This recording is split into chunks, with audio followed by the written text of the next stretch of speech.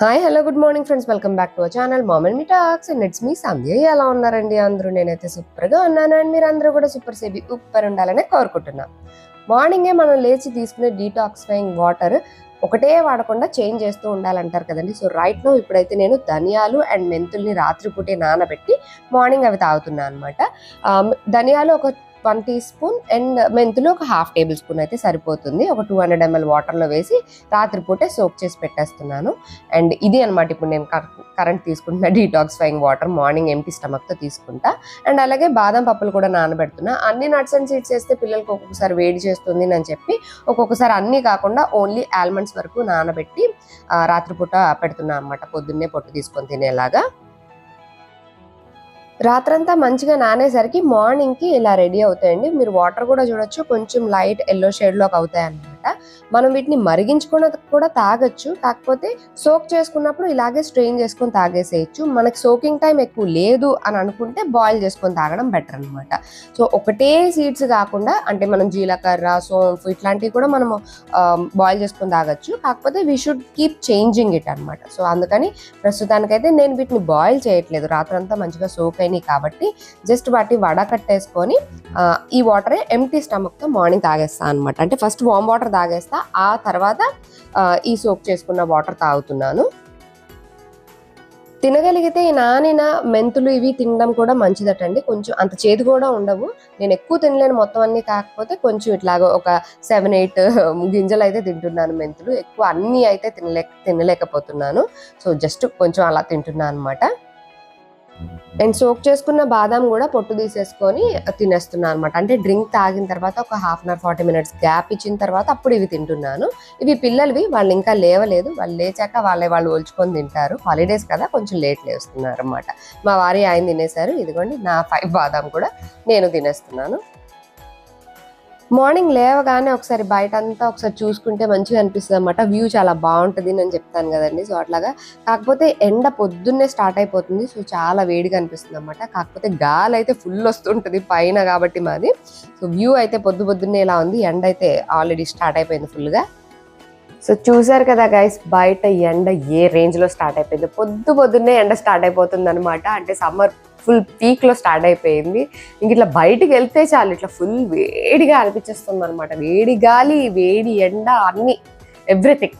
ఇలాంటి టైంలోనే మన హెల్త్ని చాలా జాగ్రత్తగా మనం టేక్ కేర్ చేసుకుంటూ ఉండాలి. ప్రాపర్ హైడ్రేషన్ ఇవ్వడం, ప్రాపర్ కేర్ తీసుకుంటూ ఉండడము, ఇట్లాంటివన్నీ చేసుకోవాలి. ఎందుకంటే బాగా వేడి చేసేస్తూ కూడా ఉంటుంది అనమాట. ఎస్పెషల్లీ మ్యాంగో సీజన్ కాబట్టి మ్యాంగోస్ తింటుంటాం, అవి కూడా వేడే.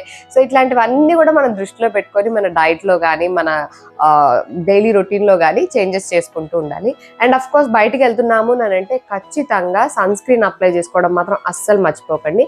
ఎందుకంటే స్కిన్కి సన్ డ్యామేజ్ చాలా చాలా ఎఫెక్టివ్గా ఉంటుంది అనమాట. అంటే అది రావడం ఇలా చిటికలో వచ్చేస్తుంది, బట్ పోవాలి అని అంటే ఇట్ విల్ టేక్ చాలా టైం తీసుకుంటుంది అనమాట. సో ముందే మనం కేర్ తీసుకొని మనకి ఆ ట్యానింగ్ అవన్నీ రాకుండా ఉండడం బెటర్. ఎందుకంటే నో మ్యాటర్ ఎంత టైంకి బయటకు వెళ్తున్నామని కాదు, జస్ట్ ఒక 5-10 నిమిషాలు వెళ్ళినా సరే స్కిన్ ట్యాన్ అయిపోతుంది అనమాట. అంత హార్ష్గా ఉంది సన్ ఇప్పుడు. అండ్ ఇప్పుడనే కాదు, ఎప్పుడైనా సరే మనం ప్రాపర్గా సన్ ప్రొటెక్ట్ చేసుకొని వెళ్ళాలి స్కిన్కి, లేకపోతే సన్ డ్యామేజ్ చాలా ఉంటుంది అనమాట. ముందు ట్యానింగ్తోనే స్టార్ట్ అవుద్ది. అది అలా మనం వదిలేసి అలా ఉంటే అది it will turn into pigmentation అనమాట.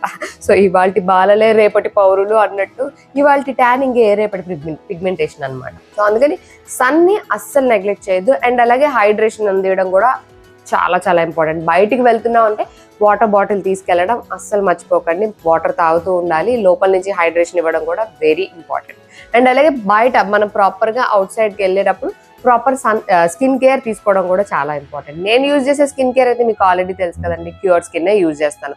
ఇప్పుడు cure skin is cure app కదా, ఎందుకంటే స్కిన్నే కాకుండా మనం హెయిర్ ట్రీట్మెంట్ కూడా తీసుకోవచ్చు అందులో.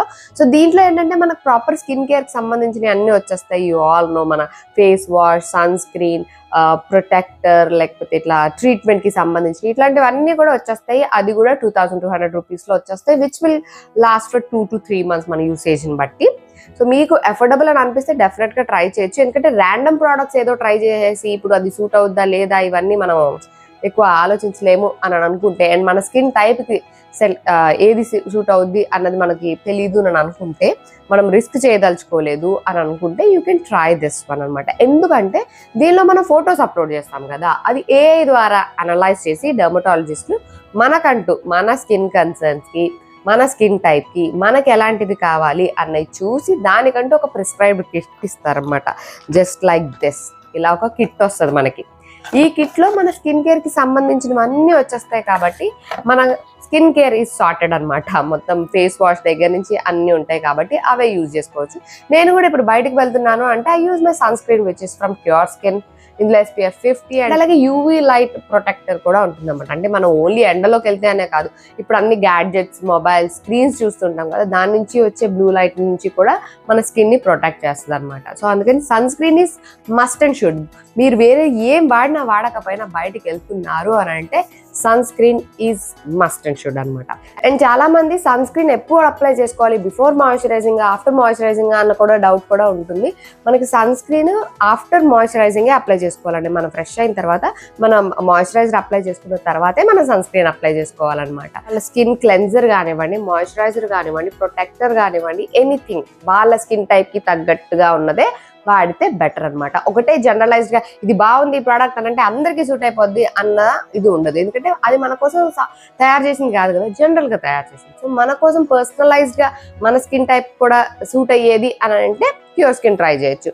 అందుకే దీనిలో మనకి ఆల్మోస్ట్ 93% అందరికీ కూడా 3 weeks లో పాజిటివ్ రిజల్ట్స్ చూసారట. సో నేనైతే almost 2 years, more than 2-3 years నుంచి అనుకుంటా క్యూర్ స్కిన్నే వాడుతున్నాను. సో నా ఎవ్రీ డే నా ఫేస్ వాష్, నా మాయిశ్చరైజర్, నా సన్ స్క్రీన్ అన్ని కూడా క్యూర్ స్కిన్ అనమాట.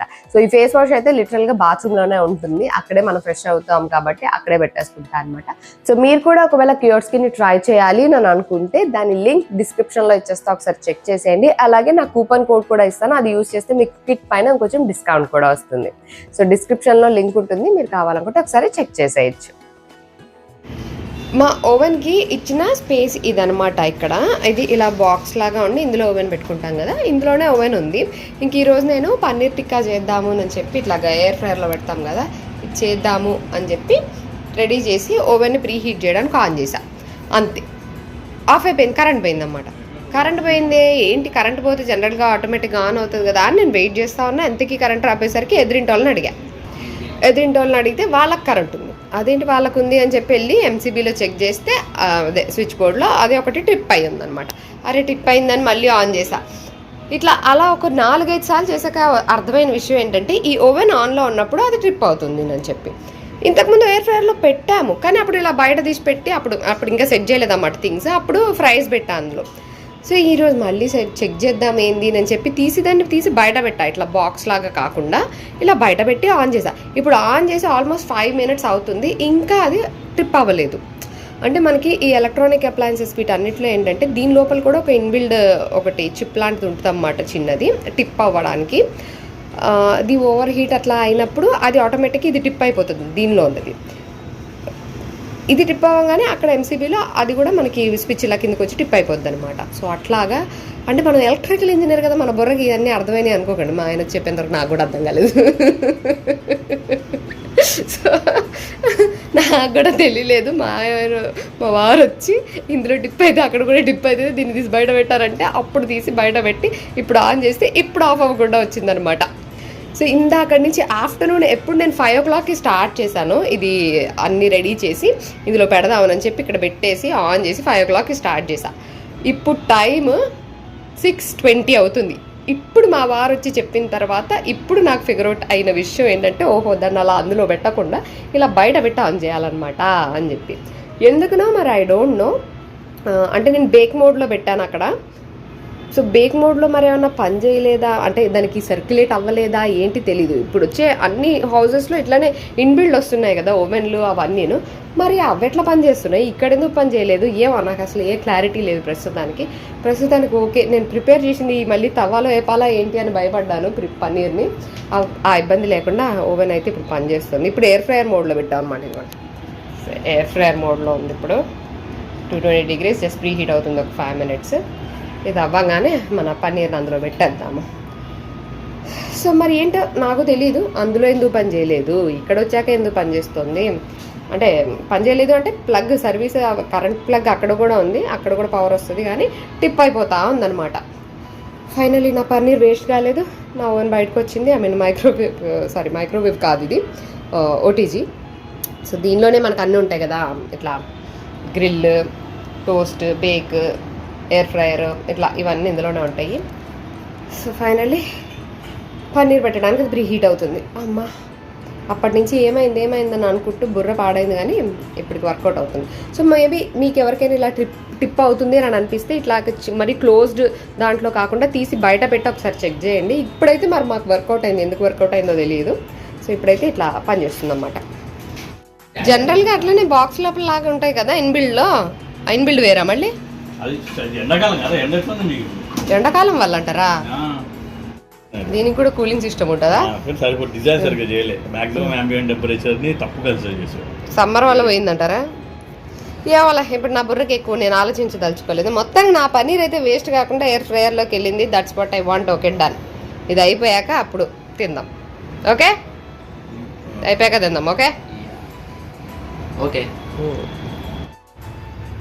సక్సెస్ఫుల్గా మన పన్నీర్ అయితే రెడీ అయిపోయింది. పన్నీర్ టిక్కా అంతా చపాతి పిండి కూడా కలిపిస్తాను కానీ నేను బటర్ రాసి పెట్టేస్తే మంచి ఇట్లా వచ్చేస్తాయి అనమాట, క్రిస్పీగా భలే బాగుంటాయి, టేస్టీగా.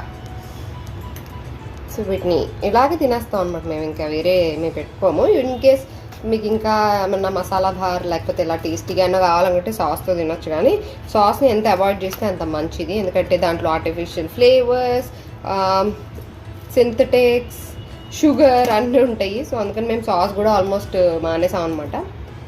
ఇట్లా మంచిగా ఇట్లా క్రిస్పీగా మనం మ్యారినేట్ చేసుకునేప్పుడే మంచి ఉప్పు కారం అన్నీ వేసుకొని చేసుకుంటే ఇంకా మనకి ఏం అవసరం ఉండదు. కావాలంటే మనం డిప్ లాంటిది ఏదైనా మయోనీస్ డిప్ లాంటిది ఏదైనా తయారు చేసుకొని దాంతో తినచ్చు. కెచప్ మాత్రం అవాయిడ్ చేస్తే బెటర్ అని ఈ మధ్య కెచప్ అవాయిడ్ చేసేస్తున్నా.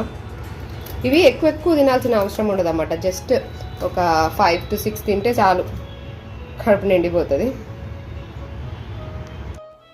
కట్ చేస్తే ఇంకా రాత్రికి మేము స్విమ్మింగ్ పూల్లోకి దూకామండి. అంటే ఈవినింగ్ అంతా అవి తిని ఇట్లా అంతా డిన్నర్ చేసి అంత టైం అయిపోయాక రాత్రికి నైట్ 9 to 10 వీళ్ళు స్విమ్మింగ్ చేస్తున్నారనమాట, పిల్లలు మా వారు అందరూ.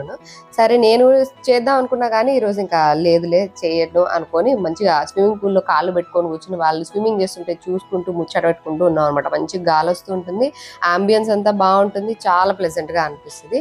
సో నైట్ 10 o'clock మేము చేస్తున్న పని ఇదనమాట. సో అమ్యూనిటీస్ని అయితే ఫుల్ ఫ్లెడ్జ్డ్గా యూజ్ చేసుకోవాలి. ఎస్పెషల్లీ సమ్మర్లో స్విమ్మింగ్ పూల్ అయితే ఖచ్చితంగా యూజ్ చేసుకోవాలి కాబట్టి ఆల్మోస్ట్ ఎవ్రీ డే పూల్కి అయితే వస్తున్నాము. స్విమ్మింగ్ చేసినా చేయకపోయినా పూల్లో మంచిగా ఇట్లా కాళ్ళు పెట్టుకొని కూర్చొని కబుర్లు ఆడుకుంటూ ఉంటే చాలా బాగా అనిపిస్తుంది. ఎందుకంటే ఇక్కడ గాలి బాగా వస్తుంటుంది, చుట్టూ అంతా కూడా అంబియన్స్ చాలా బాగుంటుంది అన్నమాట వార్మ్ లైట్స్ తోటి. సో లిటరలీ ఎవ్రీ డే ఇదైతే ఎంజాయ్ చేస్తున్నాము. సో అదండి ఇవాళ నా video. That's it for today friends. See you all in another video. Till then take care and by.